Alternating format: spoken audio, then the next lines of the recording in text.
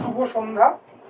আজকে আমরা মান্দাসে জড়ো হয়েছি যে বইটিকে কেন্দ্র করে বা যে বইটিকে নিয়ে আমরা আজকে আলোচনা করব, আড্ডা মারব, সে বইটির নাম হচ্ছে দময়ন্তী দত্তের লেখা আলোক সংশ্লেষ।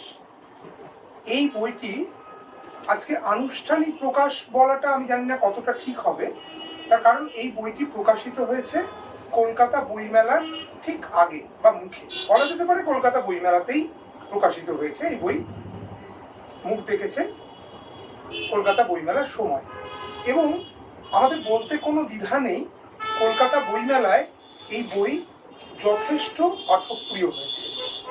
যারা দময়ন্তীকে চেনেন, জানেন, তার কর্মকাণ্ডের সঙ্গে জড়িত, যে মনোবিদ দময়ন্তী দত্ত তিনি কি ধরনের কাজ করেন, তারা তো আগ্রহী হয়েছেনই, কিন্তু তার বাইরেও বহু মানুষ এসে এই বইটি আমরা বিজ্ঞাপন করেছি, সে বইটি ফেসবুকের বিজ্ঞাপন দেখে, বইয়ের বিষয়বস্তু দেখে সাধারণ মানুষ এসে এই বই কিনেছেন, বইটি নিয়ে আলোচনাও করেছেন, এবং বইটি নিয়ে আমরা দেখেছি সমাজ মাধ্যমে বহু আলোচনা হয়েছে। আমরা আমাদের বইয়ের নতুন বইগুলোকে নিয়ে যে আড্ডা শুরু করছি, সেই আড্ডা শুরুই হচ্ছে আজকে দময়ন্তী দত্তের আলোক সংশ্লেষ দিয়ে।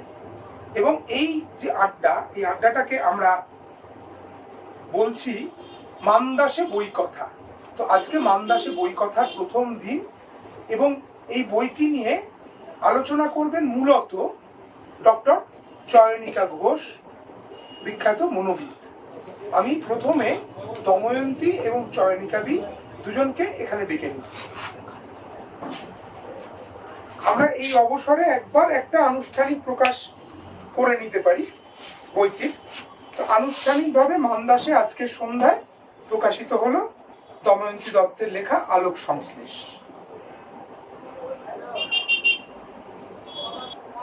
এবারে আমি চয়নিকা দিকে বলবো, দিদি আপনি বইটি নিয়ে আপনার পাঠ প্রতিক্রিয়া ব্যক্ত করুন। নমস্কার, আমি চয়নিকা ঘোষ। আমি এই আলোক সংশ্লেষ বইটা সম্পর্কে আমার যা মানে অ্যাকচুয়ালি আমার যেটা ভালো লেগেছে সেটুকুই আমি বলছি। আলোক সংশ্লেষ কথাটা যে নামকরণটাই আমার কাছে ভীষণ অ্যাট্রাকটিভ ছিল, কেন যেটা দময়ন্তী কিন্তু প্রকাশ করেছে ওর লেখার মধ্যে, যে সালোক সংশ্লেষণ পদ্ধতিতে মানে গাছেরা নিজেদের খাদ্য সংগ্রহ করে আর আমাদের ফিরিয়ে দেয় অক্সিজেন। আমরা এখন যে যুগে এসে পৌঁছেছি, আমাদের মানে যে সাবজেক্টের উপরও লিখেছে সেটা হচ্ছে মানে আমাদের এই যে সারা মানে স্ট্রেস, ডিপ্রেশন, মানে এই যে আমাদের সারা সময় ধরে আমাদের যে জিনিসগুলোকে আমাদের সব সময় নাড়া দিচ্ছে সবাইকে, মানে আমাদের এখন আমরা যে যুগে এসে পৌঁছেছি, সত্যি কথা বলতে কি এখন মানবিক থেকে আমরা একটু যান্ত্রিক যুগেই এসে পৌঁছেছি, যার জন্য আমাদের ভেতরে এখন যে মানে আমাদের যেটা আগে যে পারিবারিক বন্ধন যেটা ছিল সেই থেকে কিন্তু আমরা অনেক সরে গেছি।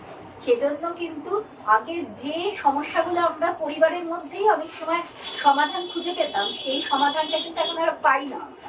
সেই জায়গাটা থেকে দাঁড়িয়ে দময়ন্তী তার যে প্রকাশটা করেছে বইয়ের ভেতরে, যেটা আমার সবচাইতে ভালো লেগেছে, ও যে লিখেছে বিষয়বস্তুটা, ওটা বিষয় কেন্দ্রিক তো বটেই, কিন্তু অত্যন্ত সোজা সরল ভাষায়ও লিখেছে। যেভাবে প্রেজেন্ট করেছে সেটা কিন্তু যে কোনো লোক যারা এই বিষয় সম্পর্কে যাদের অত জ্ঞান নেই বা যারা অত তত্ত্ব কথা জানে না, তাদের কাছে কিন্তু জিনিসটা খুব সহজবোধ্য হয়ে গেছে। মানে যেটা আমার সবচেয়ে ভালো লেগেছে, যে কোনো লোক কিন্তু এই বইটা পড়ে সে কিন্তু বুঝতে পারবে যে বক্তব্যটা কিরকম, এবং তার সমস্যার সমাধানে কিছু কিউ কিন্তু সে পাবে এখান থেকে। মানে সে কিন্তু মানে শুধুমাত্র যে বইটাতে সমস্যা নিয়ে আলোচনা হচ্ছে তা নয়, তার সমাধানটাও কিন্তু খুব সুন্দরভাবে তো এই জায়গাটাতে কিন্তু আমার যেটা অনবদ্য লেগেছে বইটা, যেটা আমি বারবারই বলেছি যে আমাদের সাবজেক্টের যে তত্ত্ব বা যে থিওরিজ গুলো, সেই কচকচি জিনিসটা মানে যেটা মানে অত্যন্ত জটিল যে তত্ত্বগুলো মনস্তত্ত্বের, সেটাকে কিন্তু খুব সহজভাবে প্রকাশ করেছে। ও অ্যাপ্লাইড সাইকোলজি মেয়ে, ওর ব্যবহারিক এটা ও কিন্তু পরিষ্কারভাবে ব্যবহারিক জীবনে আমাদের যিনি মাস্টারমশাই ছিলেন মানে প্রফেসর অরূপ ঘোষাল, উনি একটা কথা বারবার বলতেন যে যে কোনো জিনিসই তুই যত মানে ব্যবহার করবি তত কিন্তু এক লাইন ভিউজটাই কিন্তু ভালো করে দেখবি পুরো ব্যাপারটার উপরে। যেমন আমার কর্মক্ষেত্রে স্যার আমার সাথে একবার একটা ছোট্ট গল্প বলি। স্যার আমার কর্মক্ষেত্রে একবার গিয়েছিলেন, আমি অ্যাকচুয়ালি ওয়েলফেয়ার ডিভিশনে চাকরি করতাম তখন, আমাদের মেদিনীপুরে আমাদের ছিল। স্যার আমার সাথে গিয়েছিলেন, আমার কাজ ছিল আপনার ডিসেবলদের নিয়ে বা মোস্টলি এবেল মানে চাইল্ডদের নিয়ে।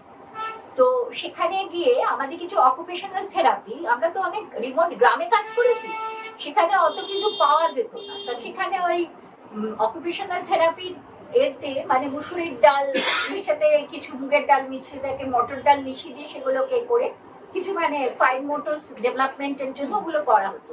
স্যার কিন্তু প্রতিটা অনুষ্ঠানে কিন্তু সেটাকে উল্লেখ করতেন যে এই যে ইনোভেটিভ, এটাকে স্যার কিন্তু খুব মূল্য দিয়েছে।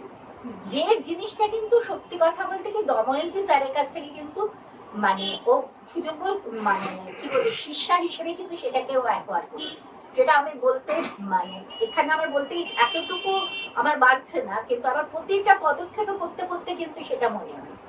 প্রতিটা জিনিসও খুব সুন্দরভাবে সমস্যা শুধু সমস্যা বলে ছেড়ে দেয়, সমস্যার সমাধান কি করে হবে সেটা কিন্তু পরিষ্কারভাবে লিখিয়েছে। এবার যে কোনো লোক, আপনারা আমার সাথে একমত হবেন কিনা জানি না, যে কোনো লোকই কিন্তু এটা পড়ে কিন্তু বিষয়বস্তুটা তার কাছে কিন্তু অন্তত অধরা থাকবে না, এটা আমার মনে আছে।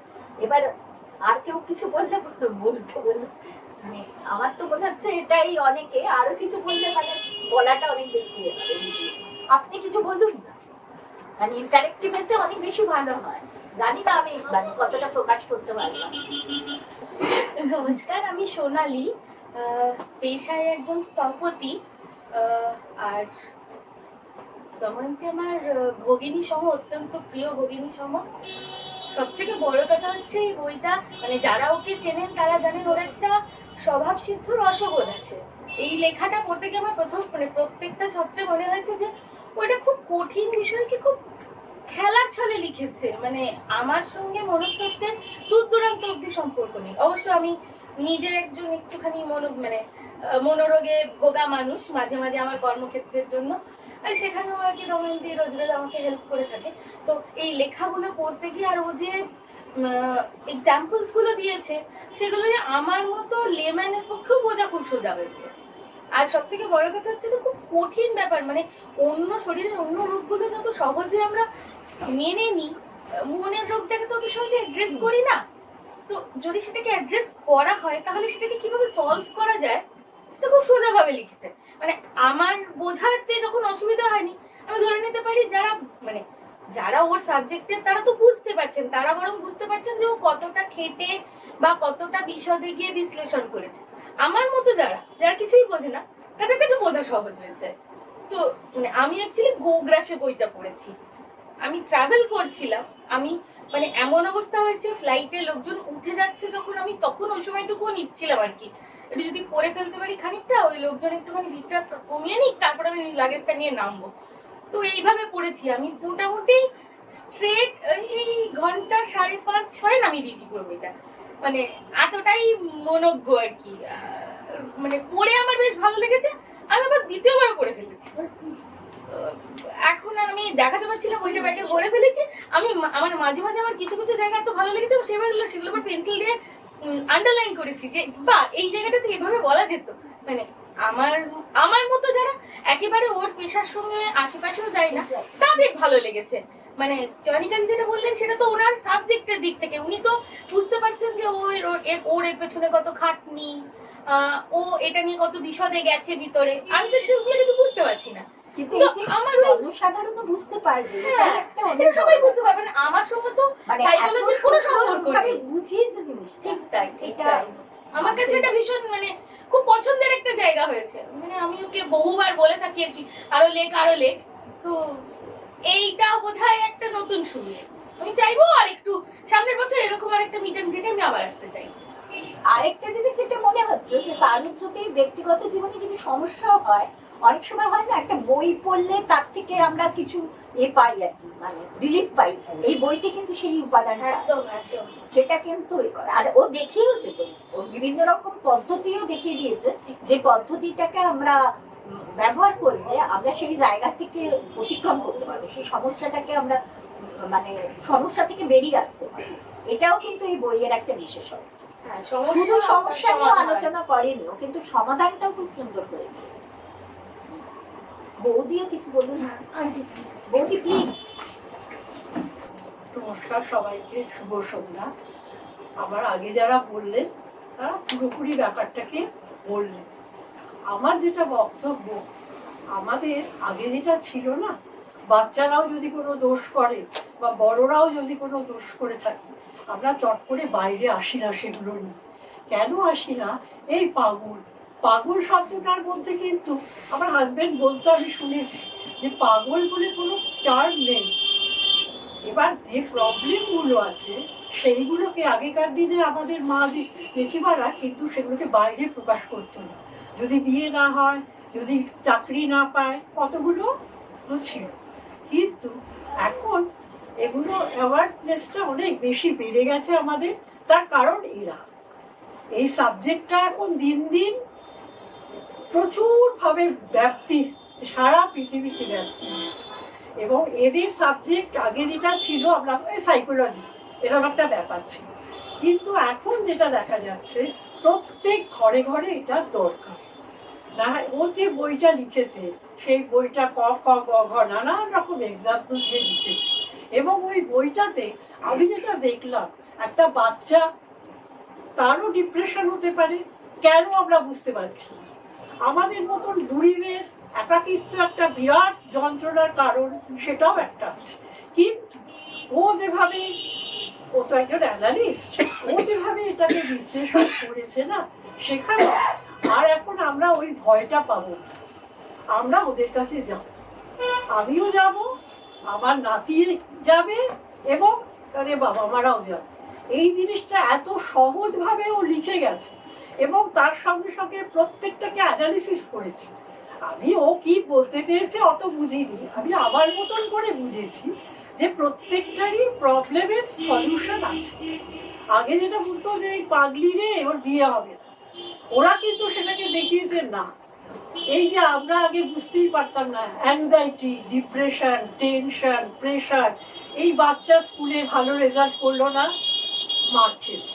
কিন্তু ওরা আবার সেগুলোকে এমনভাবে সুন্দরভাবে, সুপরিকল্পিতভাবে বাবা মাকেও বোঝায় যে এটা কোনো ব্যাপার না, এই বয়সে এটা হয়। কিন্তু তার জন্য যেটা করতে হবে, আমাদের ওদের সাহায্য নিতে হবে। এবং দময়ন্তী আমি জানি ও বাচ্চাদের সঙ্গে এত সুন্দরভাবে মেশে যে তাতে একটা বাচ্চা, অনেক দুষ্টু বাচ্চাও ওর কাছে গিয়ে ভালো হয়ে যায়, অনেক ভালো হয়ে যায়। আর অনেকেই আছে না, আমরা বলি যে এ তো তুই কিচ্ছু পারিস না, তোর কিচ্ছু হবে না, এগুলো কিন্তু ভীষণ অন্যায়। আমার মনে হয় যদি কারো, আমারও যদি নিজের মধ্যে কখনো একাকিত্ব হয়, আমি ওর সঙ্গেই কথা বলি। আমাদের কিন্তু খোলাখুলি সবসময় ডাক্তারদের কাছে যে আগে যাবো, লজ্জা করছে বাবা, ডাক্তারদের কাছে যাবো না, না এনারা তো আছে, এনারা কিন্তু চয়নিকার সঙ্গে আমি কথা বলেছি, ওর মধ্যেও এমন সব রিলেশনগুলো করে নেয় না পেশেন্টদের সঙ্গে, তখন পেশেন্টরা আর ওদের কাছে পেশেন্ট থাকে না, একটা অদ্ভুত সম্পর্ক তৈরি হয়, যে সম্পর্কটা বাঁচিয়ে রাখে এবং আমাদেরও অনেকভাবে সাহায্য করে।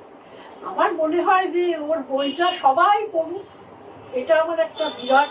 আর যে কোনো বয়সে, এই যে বললাম বাচ্চাদের কথাও লিখেছে, তাদের কথা লিখেছে, মাঝবয়সীদের কথা লিখেছে, ওর কাছে যারা গিয়ে উপকার পেয়েছে, এবং আমার মতন যারা 80 বছরের বয়স হয়েছে তারাও ওর কাছে যাচ্ছে।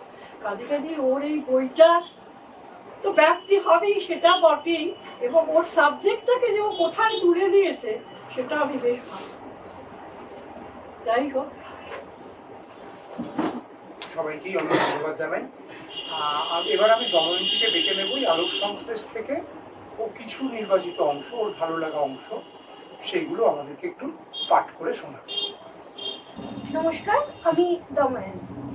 এবার বিষয়টা হচ্ছে সবাই অনেক কথা বললেন, শুনে আমার ভালো লাগলো, কিন্তু আমার স্যার একটা খুব ইম্পর্টেন্ট কথা বলতেন। স্যার বলতেন যে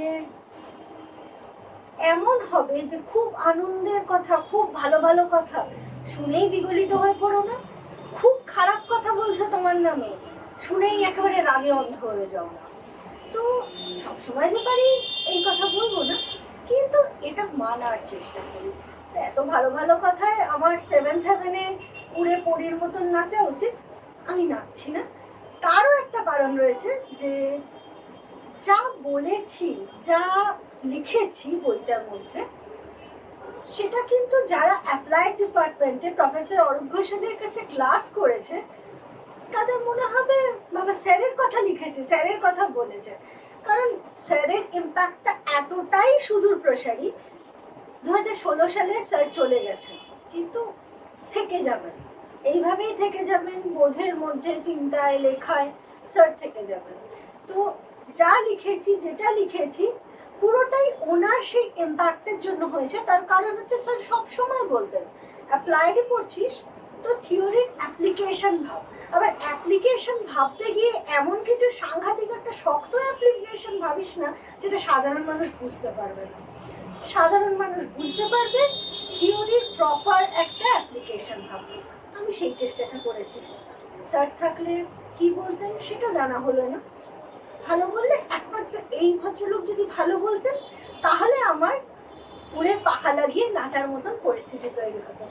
আর বাকি সবাই ভালো বলছেন, আমি নতমস্তকে সেই ভালোটা নিচ্ছি, কিন্তু বিগলিত হয়ে যাচ্ছি না। কারণ আমি জানি বইয়ের মধ্যে, লেখার মধ্যে নিশ্চয়ই অনেক ভুল থাকবে, সেগুলো আমাকেই খুঁজে খুঁজে বার করতে হবে। এনারা বেশি ভালো মানুষ, এনারা কেউ সেই ভুলগুলো ধরিয়ে দেবে। এবার সুকল্পদা আমাকে বলেছে বইয়ের থেকে কিছু ভালো লাগা অংশ পড়তে। দেখা যাক কি ভালো লাগা অংশ খুঁজে পাওয়া যায় কিনা। কারণ আমি প্রিপেয়ার্ড নই কোন পাতায় কোন ভালো লাগা অংশ আছে। পুরো বইটা লেখার পর আর কতবার পড়তে হয়, এডিটের আগে আমাকে পড়তে হয়েছে, তারপরে অনির্বার এডিট করেছে। তো জানি না কোনটায় কি ভালো লাগা অংশ, চেষ্টা করছি পড়ে দেখা, খুঁজে দেখে পড়ছি।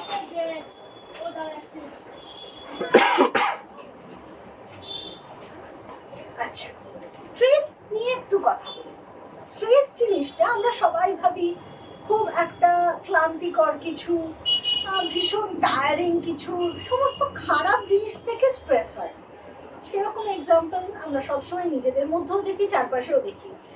কিন্তু কোনো ভালো ঘটনা, আপাত দৃষ্টিতে দুর্দান্ত ভালো ঘটনা, সেটাও কি স্ট্রেস দেয়? দেখা যাক, আমার কেস হিস্ট্রি থেকে আমি দেখছি সেরকম ঘটনা পড়ে যায়।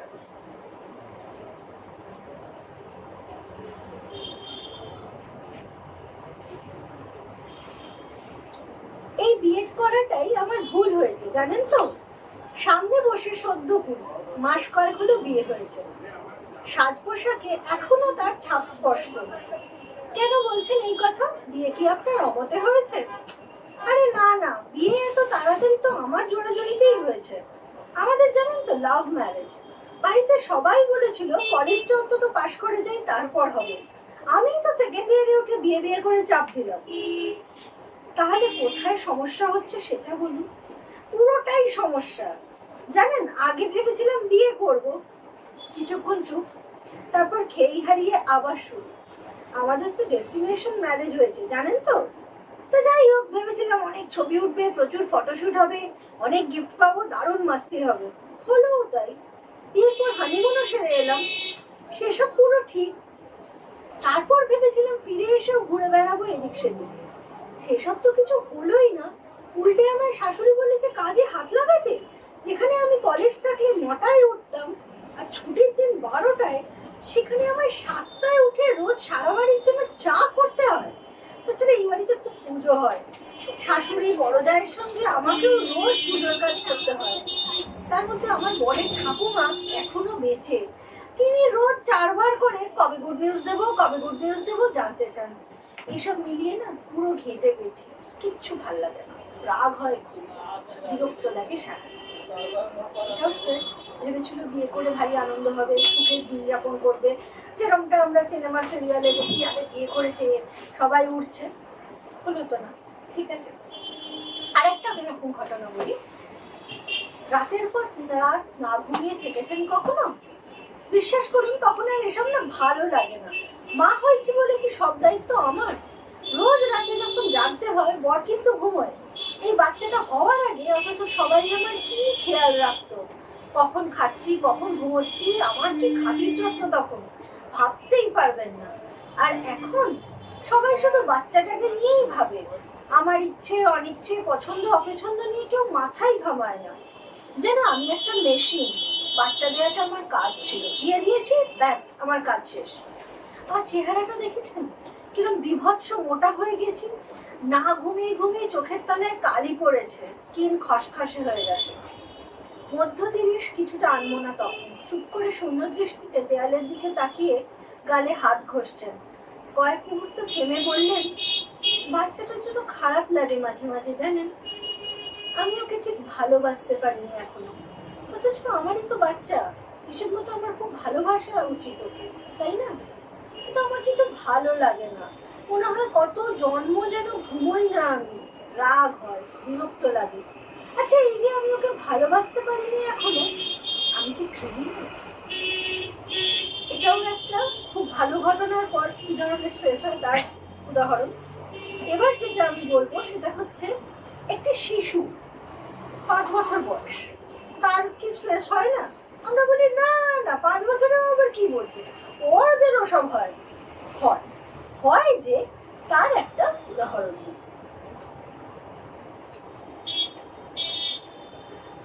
আমাকে ভয় পাওয়ার দরকার নেই, তোমার যা ইচ্ছা করছে তুমি বলতে পারো আমাকে। আমার সামনে সাধারণত যারা এসে বসেন ইনি তাদের থেকে আলাদা। আক্ষরিক অর্থেই এর পা মাটিতে পড়ছে না, সেটা চেয়ারের উচ্চতার জন্য কিছুটা হলেও, বাকিটা এর বয়সজনিত বিচ্যুতি। বয়সের মাত্র 5.5। সঙ্গে বাচ্চার মা এসেছেন, 40 ছুঁই ভদ্রমহিলার মুখে চোখে উৎকণ্ঠা হতাশা পরিষ্কার, সাজগোজও সেটা ঢেকে রাখতে পারছে না। আমার কাছে এসে বসে এই মা ব্যস্ত সমস্ত হয়ে বলা শুরু করলেন, ম্যাডাম জানেন তো আমার ছেলের একদম পড়াশোনার মন নেই, সব জানে অথচ সব ভুলে যায়, পরীক্ষার খাতায় জানা প্রশ্নের উত্তরও ভুল লিখে আসে। ক্লাস টিচার আমার কাছে বলেছেন ও ভীষণ অন্যমনস্ক থাকে ক্লাসে, একেবারে যেন কোনো কথা বুঝতেই পারে না, জানলা দিয়ে আকাশের দিকে তাকিয়ে থাকে। বলুন তো 5.5 বছর বয়স হয়ে গেল, এখনো যদি পড়াশোনায় মনোযোগ না দেয় তাহলে কি করে হবে? যাকে নিয়ে একতরফা এমন অভিযোগ চলছে তিনি পিটপিট করে একবার আমার মুখের দিকে তাকিয়ে চোখ নামিয়ে নিলেন, চেয়ারে সিটিয়ে জড়সড় হয়ে বসে রইলেন। কি নাম তোমার? প্রশ্নের উত্তর মা তড়িঘড়ি দিতে যেতেই আটকালাম। আপনার নয় তো, ওর নাম জানতে চাইছি, ও নিজেই বলবে। মা দৃশ্যত একটু দমে গেলেন, আবার একটু হেসে নরম গলায় বললাম, আমার নাম দময়ন্তী। এবার তোমার নামটা না বললে আমরা বন্ধু হবো কি করে? বলে আমার ডান হাতটা বাড়িয়ে দিলাম, মৃদু স্বরে নাম বলে অনেক কুণ্ঠা আর অবিশ্বাস নিয়ে একটা ছোট্ট মুঠো এসে পড়লো আমার হাতে। আঙুল শক্ত করে মুঠো বন্ধ, যেন কিছুতেই হাত মেলাবে না কারো সঙ্গে। বড়দের জন্য অবিশ্বাস মাখা সেই হাতে। প্রথমেই যে বাক্যবন্ধ দিয়ে এই ঘটনাটা লেখা শুরু করেছিল, এবার সেটাই বললাম। পাশ থেকে তৎক্ষণাৎ মা বললেন, হ্যাঁ বাবাই, ভয় না পেয়ে আন্টিকে বলো কি হয়েছে, কি করো তুমি, ক্লাস টেস্টে কত নম্বর কম পেয়েছো তুমি? সবেতে কম নম্বর, শুধু ড্রয়িং এ ফুল মার্কস, যত ইউজলেস জিনিস। আপনি বাইরে গিয়ে বসুন, আমি ওর সঙ্গে একা কথা বলতে চাই। ভদ্রমহিলা বাক্যস্রোতে এমন বাধা পেয়ে ভেবাচাকা খেয়ে কিছুক্ষণ আমার মুখের দিকে তাকিয়ে ঘর থেকে বেরিয়ে বন্ধ দরজার পেছনে অদৃশ্য হয়ে গেলেন। তোমার ছবি আঁকতে ভালো লাগে? প্রশ্ন শুনে তিনি আরো সংকুচিত হয়ে পড়লেন। 5.5 বছরের ছোট্ট শরীরটাকে আরো গুটিয়ে বসে ভীরুভাবে একবার হ্যাঁবাচক ঘাড় নাড়ালেন। আমার কাছে রং আছে, আঁকবে এখন? এই প্রথম দেখলাম শিশুটি চোখ দুটো জল জল করে উঠল। দেরাজ খুলে কাগজের প্যাস্টেল রং বার করে টেবিলে রাখতেই তিনি কাল বিলম্ব না করে রং দিয়েই ছবি আঁকা শুরু করে দিলেন। আন্টি, তোমার পেন্সিল নেই? এই প্রথম নিজে থেকে কোনো কথা বললেন আমায়। না গো, পেন্সিল যে নেই। তুমি মন খারাপ করো না আন্টি, আমি পরের দিন যখন আসবো তোমায় পেন্সিল রাবার কিনে দেবো। এই প্রথম দেখলাম শিশুটি আর জড়সড় নেই, বেশ সপ্রতিভ। আঁকতে আঁকতে দিব্যি গল্প জমে উঠলো, কি আঁকতে ভালো লাগে। কোন কার্টুন কত ভালো, কি খেতে ভালো লাগে, আবার কোনটা একদমই পচা লাগে, স্কুলে কে কে বন্ধু আছে, ক্লাসে কে কে খুব দুষ্টু ইত্যাদি। খানিক বাদে আঁকা শেষও হয়ে গেল। চিরাচরিত ছোটবেলার ছবি, সেই 3টে নীল পাহাড় আর যাদের ফাঁক দিয়ে সূর্য উঠছে, সামনে একটা নদী আর কয়েকটা বাড়ি আর গাছ, উজ্জ্বল রঙের ব্যবহার।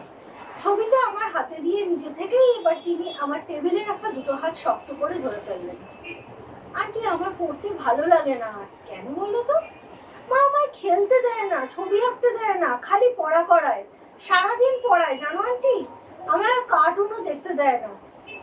তাই তো আমার আর পড়তে ভাল লাগে না, পড়তে বললেই কান্না পায়, সব ভুল হয়ে যায়। মা তখন বকে, জানো আন্টি, আমার তখন না খুব ভয় করে। আমার তখন ইচ্ছে করে আমার দাদুর মতো আকাশে স্টার হয়ে যেতে, হুশ করে এরোপ্লেনে চড়ে অনেক দূরে চলে যেতে, যাতে আর কোনোদিনও আমায় ফিরতে না হয়, যেখানে আমি সারাদিন খেলবো, ছবি আঁকবো, কার্টুন দেখবো, কেউ আমায় বকবেই না।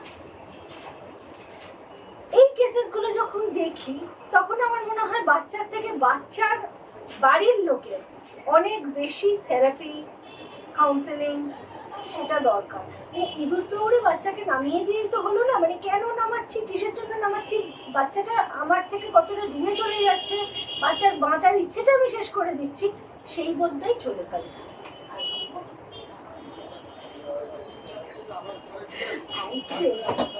আচ্ছা, দময়ন্তীকে অনেক ধন্যবাদ।